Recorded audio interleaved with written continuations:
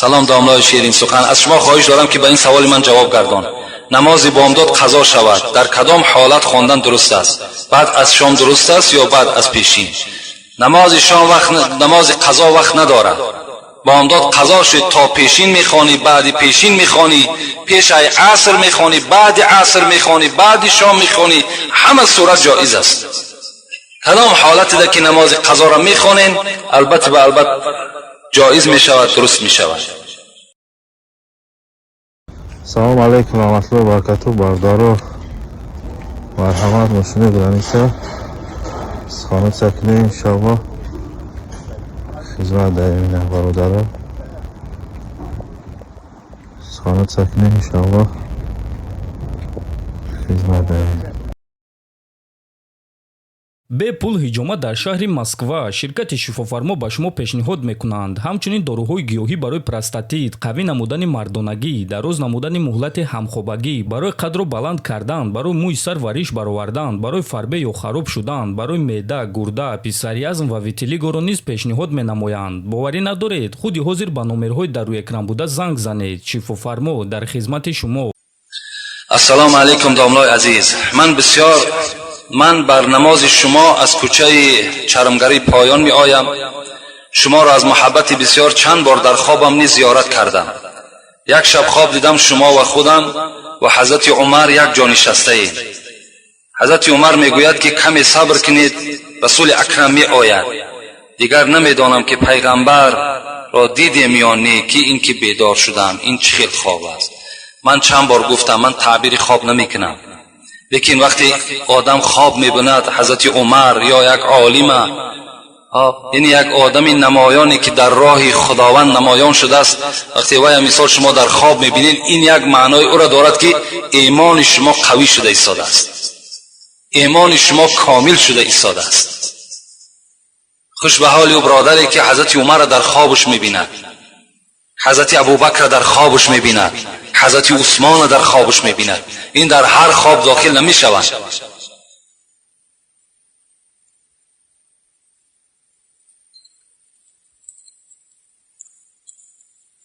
داملای شیرین سخن عزیز، خداوند سخن از خداوند و بعد از جماعه مسلمین که در حق فرزندان همه و در حق فرزندان من دعای خیر کنید که دعا طلب کردند از غرب و مهربانی های پدرشان.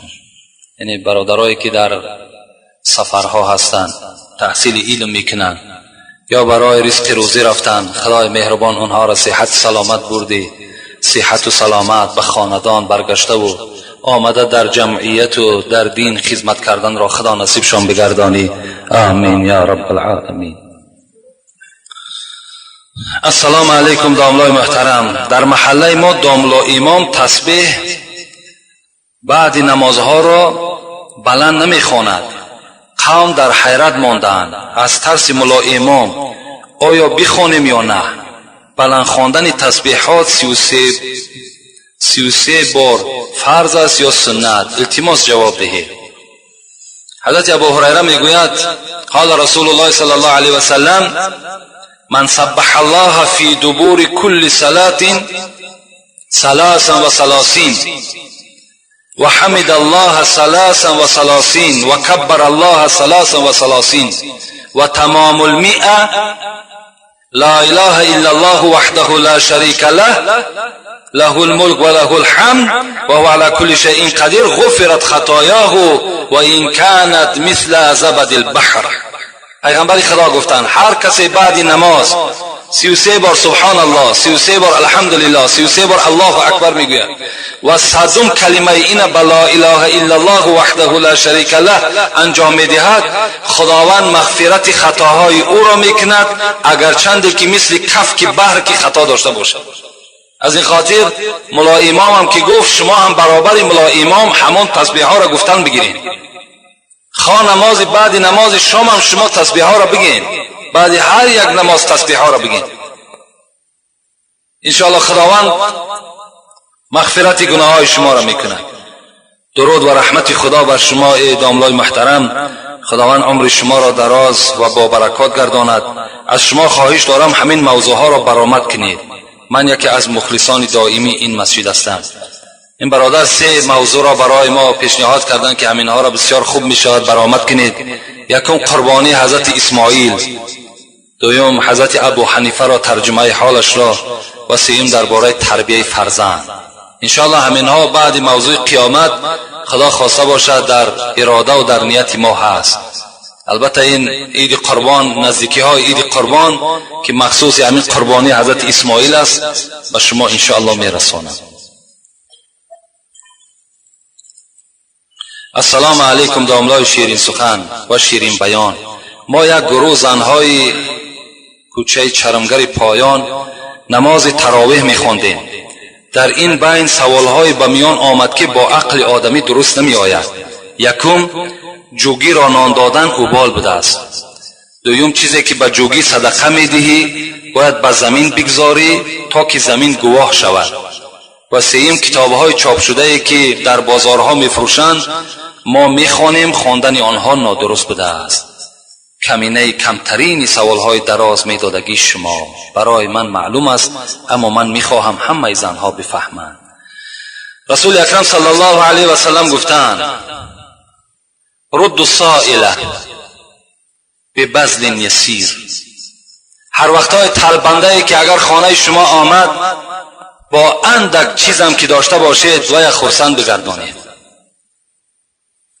او رد جمیل، اگر چیزی نداشته باشیم با سخن خوب وی را از خانه بیرون کنید.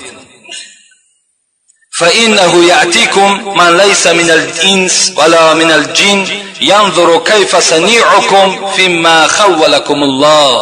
پیغمبر خدا گفت شاید این که خداوند روز نه از طایفه آدم نه از طایفه جن کسی را خانه شما روان کند برای امتحان که بنده من چگونه جوان مردی داشته باشد.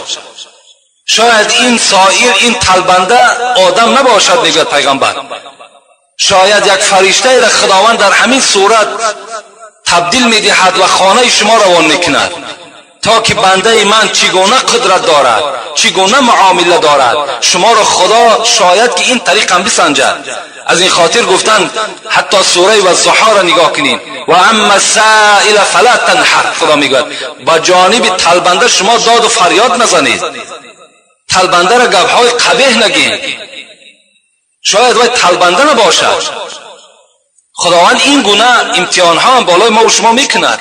شاید که فرشته باشد که ما و شما احتیاج به اون یک کلوله چای و یک سومی ما و شما نباشد، لیکن وقتی ما او را جواب میگوییم، جواب خوب میدهیم و شاید دعا کرد که خدایا در این خاندان برادر فیض و برکات را نازل کند، خانه ما و شما پرفیض و پربرکات شود. این گونه امتحان ها از جانب خدا هست. اینجا وقتی من کم مانده است، اینجا سوال های زیاد است. در دوره های پیغمبر خدا ابو هریره روایت میکند، میگه روز رسول اکرم در حلقه ما نشسته بود و یک حکایه از دوره های بنی اسرائیل کرد که را مسلم هم روایت میکند، بخاری هم روایت میکند. میگوید گفت که در زمانهای بنی اسرائیل خداوند سه مرد را سنجید. یکی از آنها کسل سفید پوست بود، یعنی ما و شما پیس میگوییم. یکی از آنها میگوید موی سر نداشت، کل بود، و سیومش میگه نابینا بود. این سه طایفه را میگه خداوند یک سنجش گذرانید. چگونه؟ ملائکه را روان کرد نزد این آدم سفید پوست و گفت ای مرد خدا چی میخواهی؟ چی خواهش داری؟ گفت خواهش من همین است که از این بیماری من تمام یار و رفیقی من از بدن من دور شدن، از بر من دور شدن. میخواهم که یک شفای خداوند بر من نصیب بگرداند. این ملائکه میگه دست خودش در همون بدن همون مرد دوان و مثل اوله چکار شد، پوست اوله اشغال کرد بدن او را و بعد گفت از نعمتهای دنیا چی میخواهی؟ گفت میخواهم که یک شتر را صاحب شوم. یک شتر را میگه این فرشته آورد نزد این مرد گذاشت و گفت خدایا در این اشتر برکات نصیب بگردان و رفت. چنان میگه برکاتی شد که دشت ها پر از شتر شد. رفت پیش این آدم بیموی، از اونم سوال کرد. این مرد هم چی گفت؟ گفت میخواهم که دعای کنی که همین موی من مثل موی اول و جوانی هم بگردد. میگه همچنان دست در بالای سری وای دوان موی سر مثل اوله شد. گفت از نعمت دنیا چی میخواهید؟ گفت میخواهم که صاحب یک گاو باشم حالا میگه یک گاو برای او آوردن دادن و دعا کردن خدای در این گاو مال تو برکت شود. دشت ها پر از گاو مال شد. میگه آمدن پیش آدمی نابینا، گفتن تو چی میخواهی؟ گفت میخواهم که یک بینا و یک روشنی را مشاهده کنم، یک ریا را رفیق با یک دیده بینا بینم. میگه دستی خودش دواند، بینا شد و گفت از مال دنیا چی میخواهی؟ گفت برای من یک گوسفند باشد بس است. حضرت میگه دعا کردن، بیشه ها و دشت ها پر از گوسفند شد. از این بین چند سال گذشت. من برای سنجش الهی را بینین آمد. میگه همین فرشته را خداوند روان کرد که رفته اینها را یک از امتحان گذران که اینها چی بودن و چی شدن. وقتی آمد پیش این آدم سفید پوست گفت من مسافر هستم. همون فرشته، من مسافر هستم، احتیاج به یک اشتر دارم تا که به منزلم صحت و سلامت برسم. این مرد گفت، انسان گفت من قرضدار هستم، من تو را هیچ چیز از شتر دادن نمیتوانم. گفت این فرشته بر او گفت من تو را میشناسم، تو همون آدم سفید پوست نبودی که خداوند تو را شفا داد؟ آیا تو همون فقیر نبودی که این دشت ها هم از دعای همون یک فرشته برای تو نصیب شد؟ نه گفت اینها همچنان نبود. گفت اگر همچنان نباشد و امین سخن تو دروغ باشد خدایا تو را به حالت اولت مبدل بگرداند. میگه همچنان به حالت به اولش خداوند مبدلش گردانید. آمد نزد همین آدم بیموی و این معامله را با او هم گفت. او کس گفت این گاو و مالی که میبینی اینها؟ گفت نه، گفت اینا را خدا نه بلکه اینا میراث پدرم بودن. گفت حضرت میگه دعا کردن اگر خدایا گفتن همین گپی تو دروغ باشد خدای تو را به حالت اولت مبدل بگرداند. خداوند میگه همون اصل پیشینه چگونه ای که بود به همون حالت مبدلش گردانید. آمد نزد آدم نابینا و گفت ای مرد خدا، گفت من احتیاج به یک گوسفند دارم، چی می شود که همون گوسفند را برای من نصیب بگردانی تا که او را فروخته کنم با پول او به خانه خود برسم؟ گفت این مالی که در دشت می بینی، گفت اینها گفت همه داد خدا هستند، اینا را خداوند بر من داد، من هیچ کس نبودم، مرا این را خدا داد. یک گوسفند همین دشت در اختیار تو، چند میگیری گرفتن بگیر. این فرشته چی گفتن؟ گفتن من تو را میشناختم، تو یک آدم نابینا بودی، تو یک آدم فقیری بودی، من حاجت به مال تو ندارم مگر اینکه خدایا گفت نعمت همین انسان باز زیادتر بگردان. دعا کرده رفتن. بین این گونه امتحان ها از جانب خدا به ما و شما می شود. ما و شما اونقدر فهم و اونقدر زیرکی نیستیم که اونها را بشناسیم. شاید که یک امتحان خدا باشد. از این خاطر ما و شما هیچ معامله با آدم های طلبنده نکنیم، اونها بیچاره مجبور شدگی هستند. السلام علیکم داملای محترم، من به شما یک سوال دارم. میگویند که اگر فرمه زکسی پوشیدن ممکن است یا نه؟ میگویند اگر پوشی یک طلاق حساب میشوی. ما میخواهیم که با همین سوال ما پاسخ گردانی. یعنی برادر سوال کردن که امروز پوشاک های زکسی میپوشند خواهرای ما و شما و بر زکس میروند و توی انجام میدهند با همین فرمه ها. آیا همینجا یک طلاق همین نکاح در واقع می شود یا نه؟ گفته سوال داده است. اگر شما یک طلاق گفته باشین، من میگم 3 طلاق می شود. شرمندگی است، باور کنین، عیب است. این لباس ما و شما نیست. اگرچه ما و شما ملال شیم از این سخنها، بیایید خانه پیغمبر خدا را ما برای شما حکایت میکنم. بنی تمیم گفتگی یک قبیله بود. پیش پیغمبر، پیش عایشه آمدن، مادر ما و شما، زن پیغمبر خدا آمدن و حضرت عایشه وقتی که میگه لباس های این بنی تمیم دید که خیلی شفاف بود، خیلی تنوک بود، یعنی بدن نما بود. میگه حالت حضرت خیلی تغییر یافت و گفت این کنتون مؤمنات فلیس هذا بالثياب المؤمنات. ای مادرای عزیز، گفت اگر شما دعوا کنین که ما مسلمان هستیم، ما مؤمن هستیم، این لباسی که شما در بر کردین این نشانه مؤمنی و مسلمانی شما را نشان نمیدهد. این نشانه اون نیست که تو دعوا کنی، دعوای تو دروغ است، تو مسلمان نیستی، تو مؤمن نیستی وقتی این لباس ها را تو در بدن خود میکشی. تازه عروس میگوید یوسف قرضاوی در فقه معاصرش میارد در باب لباس زنها. یک تازه عروس پیش عایشه صدیقه آمدند و میگه در بدن شاید که همین لباس های پرده هایی که امروز خواهرای ما و شما را شرمنده کردند اینا را از ملک غرب برای ما و شما آوردند که اینها بپوشند، اینا مثل ما پیرو شوند، اینا مثل ما دوزخی شوند. همچنان لباس میگه در برش بود. حضرت عایشه چی گفتند؟ حضرت عایشه گفتند لم تؤمن بصورت نور امرأة تلبس هذا. حضرت عایشه گفتند ای خواهر عزیز، گفتند اگر این لباسی که تو در برداری، این لباس کسایی می پوشد که به سوره نوری که در قرآن خدا فرستاده است به سوره نور ایمان ندارد. این سوره نور چی میگوید؟ شما الحمدلله امروز قرآن های کریلیکی هم برآمده است. سوره نور آیت 31 نگاه کنید. خداوند میگوید ولا یبدین زینتهن الا ما ظهر منها وليضربن بخمورهن على جيوبهن ولا يبدين زینتهن الا لبعولتهن. صدق الله العظیم.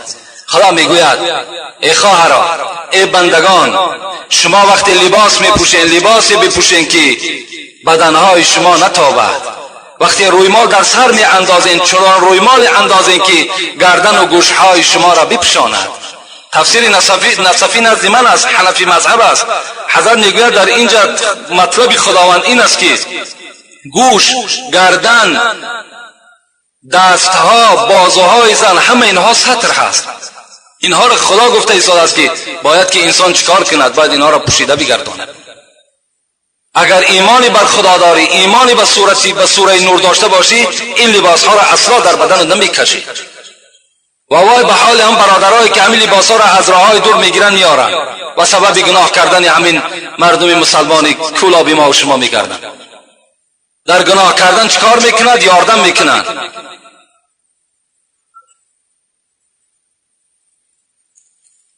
من اهل النار کاسیات عاریات مائلات ممیلات لا يدخلن الجنة ولا يجدن ریحها و این ریحها من مسیرت کذا و کذا. پیغمبر گفت از اهل دوزخ است. گفت که ها زنهایی که کاسیاتون لباس دارن لکن لباسی دارن که عاریاتون بدنشان میتابد، مائلات ممیلات خود کو بدکار هستند، خود کو بی حیا هستند، لکن این کسل بی حیایشان باز در دیگر دخترها و در دیگر فرزندها میچسبد. اینا را نپوشین، اینا را کاری که در خواهر اپاتون اجازت ندین اگر سخن شما در خانه تاثیر داشته باشد. السلام علیکم داملای شیرین سخن، من سوال و جواب را دوست می‌دارم و به شما اعتقاد دارم. خواهش میکنم به سوال من جواب گردانید. میگویند بچه با دختری بگردد و غیر از خواب کردن با آن عملهای بدی کند، آن را گرفتن خوب نبوده است. میخواستم از زبان شما شنوم. یعنی جوانی که اگر دست درازی میکند به سوی یک زن در حالتی که بین اونها نکاح نیست، اگر چندی که با او همخوابه هم نشده باشد، همان دست درازی تو هم زنا هست. لأن يطعن في رأس أحدكم بمخيط من حديد خير له من أن يمس امرأة لا تحل له. پیغمبر میگوید مخیط، اینجا مخیط گفته دروش میگویند، همان دروش، همون سوزنهایی که جوال میدوزند. پیغمبر خدا گفت اگر همان دروش را گرفته و در سر یکی از شما به عدد زنند، این برای شما بهتر است از آنه که شما دستان این مردها در وجود زنهایی که برای شما نکاح ندارند دست درازی میکنید. جوانای عزیز، هیچگاه به این عمل دست نزنید. باور کنین هم در دنیا شرمنده میشوین هم در آخرت شرمنده میشوین. لا غنا مع الزنا، کسی که اگر زنا کرد، این سخن پیغمبر خداست، اصلا بای نمی شود، اصلا دسترخوانش نان نمی بیند و باید گدا شود اگرچه دولت دارم که باشد. وقتی که این قدر دست درازی کرده باشی، این دختر به آبرو کرده باشی، پس او را گرفتن برای تو افضلتر است. از او را که او ترکش میکنی با فردا یک کسی دیگر هم که گرفت باز خبرها میرود که این مثال فلانی این دختر با فلانی میگشت، باز حیاتی او تلختر میشود. و آخر دعوانا ان الحمد لله رب العالمین. پروردگارا از ثواب و ثمره این موعظه هایی که الحال گفته شد اهل این بندگان تا خدای برخوردار بگردانی، هر مراد و مطلوب و مقصودهایی که در دل این بندگان تا از خدای با فضل کرم خود برآورده خیر بگردانی. خدای مهربان، بندگانی که خیر احسانها کردند، حاجتها طلب داشته باشند، خدای حاجتهاشون برآورده بگردانی و خدای آرامی را در روی دنیا علی خصوص در این جمهوری ما برقرار و بردوام نگه بداری. اللهم اعین علی ذکرک و شکرک و حسن عبادتک برحمتک یا ارحم الراحمین. یک مصلحت با شما رساندنی هستم، ان شاء الله دعا میکنیم. در همین پهلوی راست ما چگونه که چند بار اعلان کردیم، یعنی عمارت طهارتگاه رفته ایستاده است. اینجا طهارتگاه کرده ایستاده ایم، یعنی اینجا زمینش خیلی کلان است. اون برادرها خواستن که یک بهبود و بهترش کنن، لیکن خیلی شرایط این چنین شد اونها هم دیگر به این مکان رسیدن نتوانستند. راستی بار چندین برادرها را خداوند در عمر جانشان برکات دهد، از این محله بیرون از این محله خیلی یاردم ها کردند، لیکن بازم این بسیار یک خراجات کلانه